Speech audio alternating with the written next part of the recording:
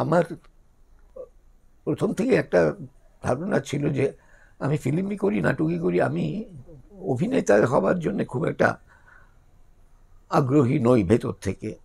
হ্যাঁ, উৎসাহী নই। কারণ আমার রোগা পাতলা চেহারা, বেটে খাটো, হ্যাঁ, মানে একটা পর্দায় কিংবা মঞ্চে দাঁড়ালে যে একটা ব্যক্তিত্ব দাঁড়িয়ে আছে, অভিনয় করছে মনে হবে, মনে হচ্ছিল তার জন্য আমি ঠিক পুরোপুরি উপযুক্ত নই আর কি, সেটা মনে হচ্ছিল। এটা নিজের একটা কমপ্লেক্সও হতে পারে। অজিতেশ বন্দ্যোপাধ্যায় বলতেন এটা আপনার কমপ্লেক্স। হ্যাঁ, এই কমপ্লেক্সটা রাখার কোনো মানে নাই। মানুষ কাজে সুন্দর, মানুষ শুধু শরীরের দিক থেকে সুন্দর হলেই সে সুন্দর হলো কিংবা সে তার ব্যক্তিত্ব ফুটে উঠলো তা নয়। আপনার মধ্যে যথেষ্ট ব্যক্তিত্ব আছে, আপনি কেন পারবেন না? যাই হোক, সেটা হচ্ছে গুরুজনদের কথা।